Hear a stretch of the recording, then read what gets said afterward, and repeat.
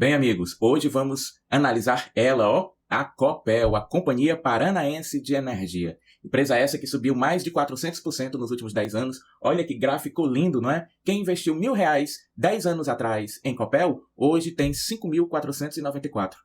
Nada mal, não é? Olha só, perceba que em todos os períodos a Copel vem dando lucro, não é? Uma rentabilidade positiva. Porém, no último mês, uma rentabilidade negativa, né? Menos 2%.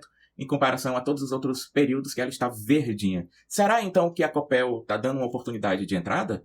Ou será que ela já está cara demais e está perto de um topo, hein? Bom, nesse vídeo nós vamos fazer uma análise completa da Copel e você vai poder tirar melhores conclusões sobre isso. Mas já para colocar aqui uma pimenta na nossa análise, olha esse gráfico aqui. Esse gráfico é fornecido lá pelo Investidor 10, um site muito bacana que traz números para você analisar as empresas. E o que a gente observa aqui?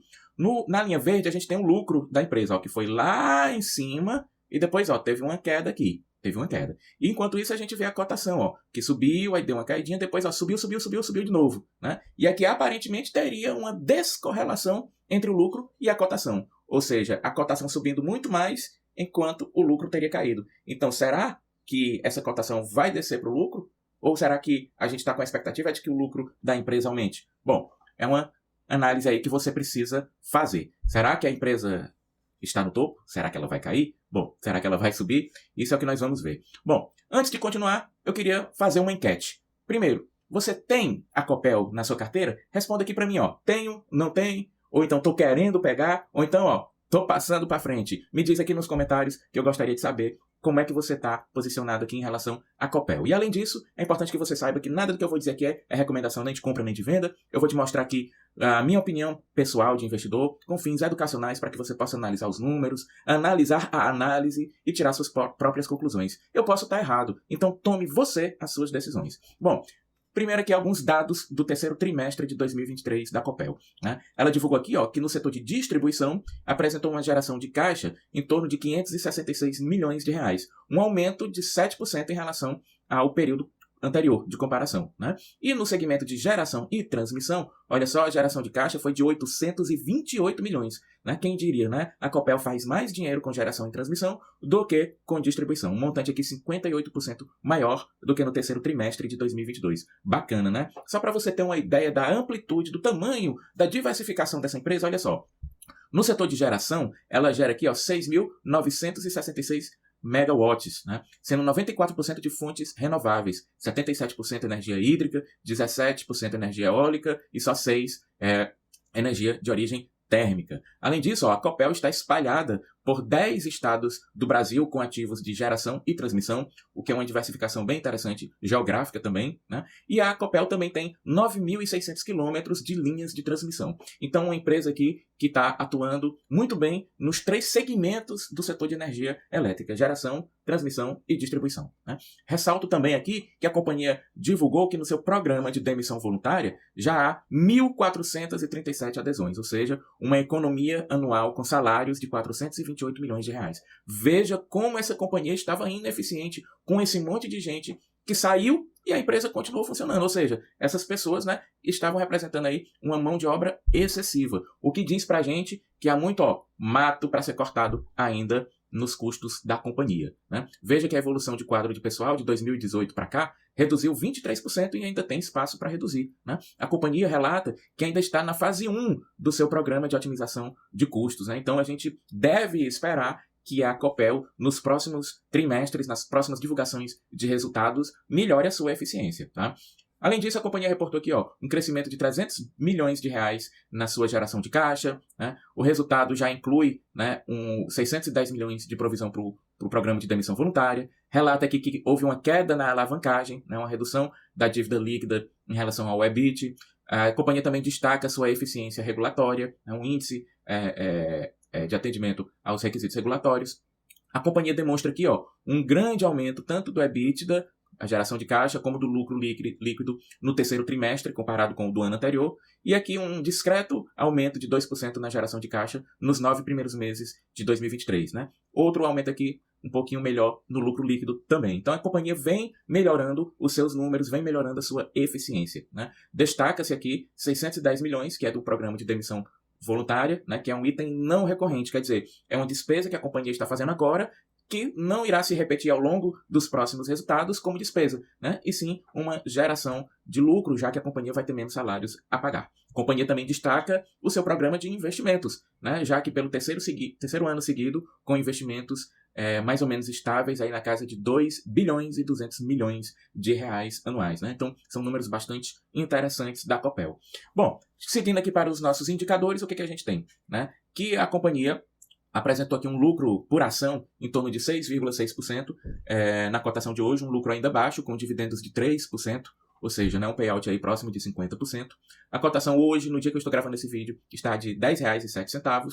A gente vê, né, aqui no lucro por ação que aparentemente houve uma grande queda de 2020 para cá, né? Mas na verdade o que houve aqui é que eu acho que esse gráfico não tá atualizado, porque em 2021 houve um desdobramento. O valor de uma ação foi dividido por 10. Então quem tinha 100 ações passou até 1.000 ações, né? E eu acredito que esse gráfico aqui ficou um pouco mexido, né? Mesmo assim, supondo aqui que esse lucro por ação fosse de R$ 14,00 dividido por 10, seria R$ 1,40, né? E na média aqui, em torno de 5, 6, né, reais, que dividido por 10 daria 50, 60 centavos. Então, entendo aqui que a lucratividade por ação está mais ou menos estável na Copel, tá? Embora o gráfico aqui esteja um pouco distorcido. Em relação aos dividendos, a gente vê que de vez em quando a Copel dá uma pancadinha, né? Mas ela normalmente mantém aqui os seus dividendos numa linha um pouco mais baixa, né? Mantendo uma média em torno de 6%, que é uma média ok, tá? Não é nada de extraordinário, mas também não chega a ser ruim. Porém, ainda que a média seja razoável, né? 6%, no momento a companhia só está pagando 3%, tá? A companhia só está pagando 3%, a expectativa de que isso aqui melhore um pouquinho, né? Bom, payout ali, varia sempre em torno ali de 60%, 50%, embora que a gente observe que há picos, né, nos anos de grande lucratividade da empresa. Perceba que a receita segue crescente ao longo dos anos, né? De 2008 até 2023 a gente vê que a cada ano a companhia fatura mais. Isso aqui é uma coisa muito interessante do setor de energia elétrica, porque a empresa repassa nas suas tarifas a inflação, né? Então é um investimento bastante interessante para quem procura um pouco mais de segurança, de conforto, né? Vamos dizer assim, né? O lucro líquido também de igual forma vem numa linha crescente, embora a gente observe que há alguns anos ela dá uma extrapolada. A geração de caixa também crescente, embora que com alguns anos que tenham sido fora da curva. Em relação à precificação, o que a gente tem aqui? Que o preço-lucro da companhia está numa relação de 15 anos, quer dizer, se você considerar o lucro que ela gera por ação, a empresa, e o valor da ação hoje, você levaria 15 anos para ver a empresa gerar em lucros o valor da ação, né? Não é uma relação que está barata não, tá? Também não está absurda de cara também não, né? Bom, em relação aqui ao PL, a gente percebe que o PL da Copel, em média, é de 9,4, né? E ultimamente, ele esteve a 19, a 15, então aparentemente estaria alto, tá? Estaria alto sim. Em relação ao preço sobre o valor do patrimônio da companhia, a gente tem uma média de 0,82 e hoje estamos em 1,29. Mais um indicativo de que a companhia pode estar realmente um pouco cara, tá?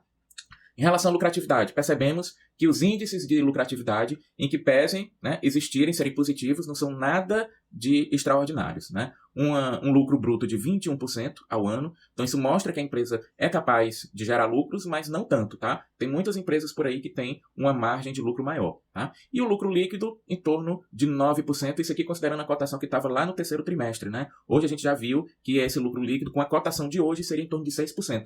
Quer dizer, a cotação da companhia se valorizou de lá para cá, né? Então, temos aqui mais um indicativo de que a cotação esteja realmente acima da sua média, tá?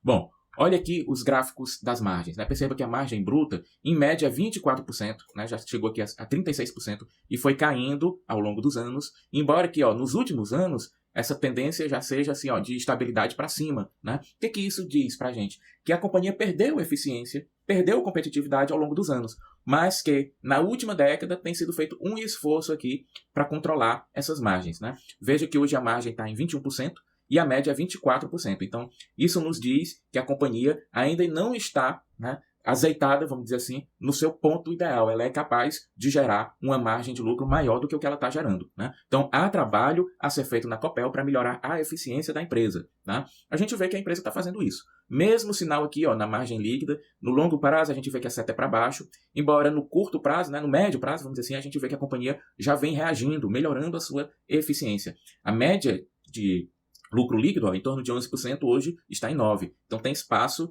né? tem possibilidade, tem caminho possível para subir. Né? Precisa a gestão realmente investir aqui no ganho de eficiência. Ó. Na margem EBIT, a mesma coisa, a média 16%, hoje está em 13%, então pode melhorar a Copel. Já no retorno sobre o capital do acionista, a gente percebe, ó, que a companhia aqui está numa linha de melhora, né? Veio vários anos aqui, ó, melhorando, depois teve uma quedinha, mas mesmo assim em um patamar acima do que já foi no passado, né? Então, retorno sobre o capital do acionista aqui é um indicador que vem demonstrando melhoria, do mesmo jeito do que o retorno sobre o investimento, né? A gente vê, ó, que já houve aqui grandes picos, depois o retorno caiu, mas ainda assim não tanto como já foi no passado, né? Então, na verdade, a gente pode observar aqui uma certa estabilidade, né? Então, a companhia aqui, mais um indicador que ela tem espaço para melhorar.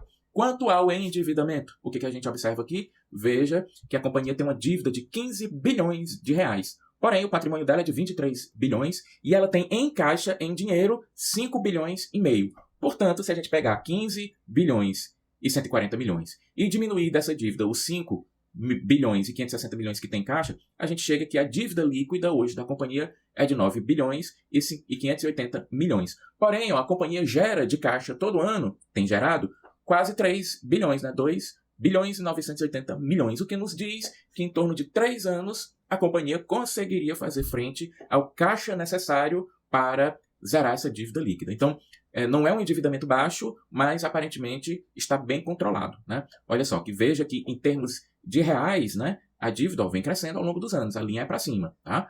Porém, ó, o resultado financeiro, ou seja, o que ela paga por essa dívida, vem aumentando, mas ó, perceba que a linha não é tão inclinada quanto a da dívida, né? O que isso nos diz? Que provavelmente o custo dessa dívida não é tão alto assim, né? Então, pode ser que esteja compensando a companhia fazer essa dívida, né? Veja aqui que a dívida líquida sobre o patrimônio líquido vem reduzindo aqui ao longo dos anos, né? Então, hoje, a dívida da companhia representa 0,4 vezes o seu patrimônio, né? 40% do patrimônio, aparentemente controlado, tá? A liquidez corrente, que é a capacidade da companhia pagar as dívidas que ela tem no período aqui de um ano, né? Vem aumentando, o que é bom. Então, hoje, a companhia tem caixa suficiente para pagar 1,5 vezes, mais ou menos, o que ela deve no período. Então, está tranquilo, está tranquilo. Não tem nenhum perigo da companhia ficar sem dinheiro para pagar suas dívidas, pelo menos no horizonte de um ano, tá? E aqui, ó, a companhia divulgou, muito interessante, esse calendário de amortização aqui, ó. A gente percebe que em 2024 a companhia tem 448 milhões para amortizar dessa dívida. Como ela gera quase 3 bilhões de caixa, é provável que ela gere bastante caixa aqui, o que indica para a gente que pode haver aqui um pagamento interessante de dividendos em 2024. Porém, em 2025, a gente já vê aqui que o montante dessa dívida que vai se vencer em 2025 é bem representativo, 3 bilhões e 400 milhões de reais. Aí depois começa a diminuir, ó, 26 reduz um pouquinho, 27 reduz um pouquinho, 28 reduz um pouquinho.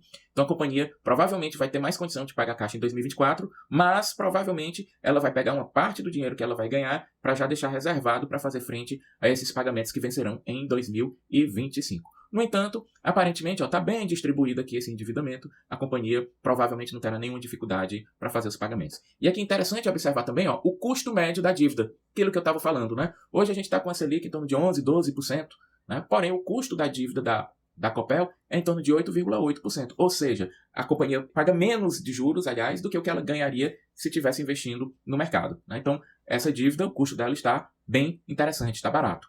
Interessante observar também que não há dívida em dólar, 64% da dívida é em debêntures, então estão sob o controle da companhia, né? E outros tantos estão aqui com o Banco do Nordeste, o BNDES e o Banco do Brasil. Então, são dívidas, né, com razoável tranquilidade de controlar, tá? De controlar. Em relação ao crescimento, a companhia cresceu 9% nos últimos 5 anos, as suas receitas, não é nada de extraordinário, mas está crescendo, e aumentou seus lucros em 14%. Também não é nada extraordinário, mas está crescendo, é bacana, né? Então a companhia vem trazendo crescimento, vem apresentando crescimento. Em relação às margens, veja que pelo método Bazin, não tem margem, né? Pelo método Bazin, a empresa estaria cara. Por quê? Porque o método, a fórmula do Bazin, segue um parâmetro baseado em dividendos. E como a companhia está no período de 3% de dividendos nos últimos 12 meses, isso traz a avaliação do Bazin lá para baixo. Porém, no método do Graham, na fórmula de Graham, também a companhia teria pouca margem de segurança, né? O preço justo dela seria de 10,84 e hoje ela já está em 10,7, ou seja, já estaria ali bem próximo, bem perto do seu preço justo. Então, para os nossos dois referenciais aqui de margem de segurança, a companhia aparenta estar cara, né? aparenta estar cara. Aliás, aparenta estar no seu preço, vamos dizer assim, né? No preço justo. O checklist lá do site Investidor 10, ó. A empresa tem mais de 5 anos de bolsa, nunca deu prejuízo, lucro nos últimos 20 trimestres, mais de 5% de dividendos ao ano nos últimos anos, né, com exceção do atual. Isso aqui ele calcula pela média, né? Dívida menor do que o patrimônio, crescimento de receita, crescimento de lucro, liquidez acima de 2 milhões de negociação diária, bem avaliada pelos usuários. Ó, só não gabaritaria, né, porque o retorno sobre o investimento dela hoje está em 8,61% e aqui, né, o critério está acima de 10%. Então, é uma companhia, vamos dizer assim, se ela não é nota 10, seria ali nota 8, nota 9, né? Então, é companhia que apresenta bons indicativos. Antes da gente ir para a nossa conclusão sobre a minha visão de como está a Copel, a nossa segunda enquete. Bom, com base em tudo isso que eu te apresentei, o que é que você acha que significa investir na Copel hoje? É cilada? Você estaria comprando uma coisa muito cara? Ou não, vale a pena, né? Porque é uma empresa boa, né? Você está comprando, ela pode crescer, pode aumentar o valor, ou ela é boa, mas está cara. Me conta aqui embaixo nos comentários qual é a sua conclusão, tá? Pra gente poder sempre trocar ideias, é interessante. E aí, vejamos as minhas conclusões. É uma empresa, né, que é recém-privatizada, né, foi transformada em corporation, né, nos últimos tempos, então ela tende a ter uma gestão mais profissionalizada, tende a conquistar mais eficiência, a gente viu que tem espaço para isso. É uma empresa que está no setor perene e atua nos 3 segmentos da energia elétrica, na geração, transmissão e distribuição.